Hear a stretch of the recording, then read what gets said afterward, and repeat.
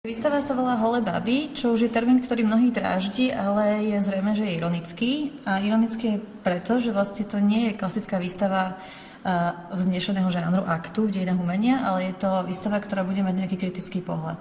Zhromažďuje na ploche výstavy Slovenskej národnej galérii asi 150 diel od renomovaných autorov od ranej moderny až po 60. roky. Tieto fajnové kúsky zobrazujúce fajnové telá sú dané k dispozícii dvom autorkám feministického razenia, ktoré sa na tie fajnové tela a na tie fajnové stvárnenia tých fajnových tiel pozerajú z perspektívy rodovo citlivej, to znamená, aký názor má na vec žena a vlastne svoj názor na to, teda na tieto stvárnenia týchto fajnových žien od fajnových majstrov, vpisujú do dvoch fikčných postav, do puberťáčky a babky, ktoré prechádzajú výstavou a ich fikčné dialógy sú v podobe textových nálepiek nainštalované alebo nalepené vedľa tých tiel. Mňa ani tak nezaujímal Benka Fula Vázovský, ale zaujímali ma Juraňova s Cvikovou.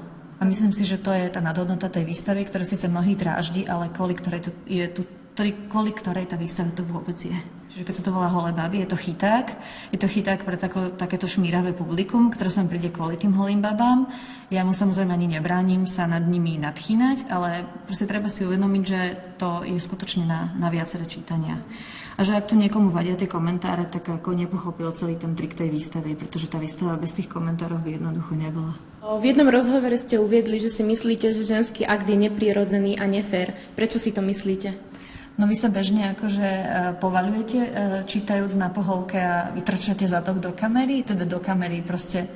Ako ono to samozrejme súvisí s erotikou, ale potom máte pocit, že si každý ten majster potom s tou modelkou to rozdal. Nefér je to, že žena je tá pozeraná a muž je ten, čo sa pozerá. A niekedy je dobré, keď to prevrátite. A tá výstava sa to snaží prevrátiť. Niekedy je tá cesta do dejín umenia tým umelcom skrácovaná práve cez ten akt. Že mnohí umelci sa práve tou fajnovou holou babou dostávajú na tie vysoké priečky dejín umenia, hej? Ale v podstate cez posteľ, ako sa hovorí pri ženských kariérach.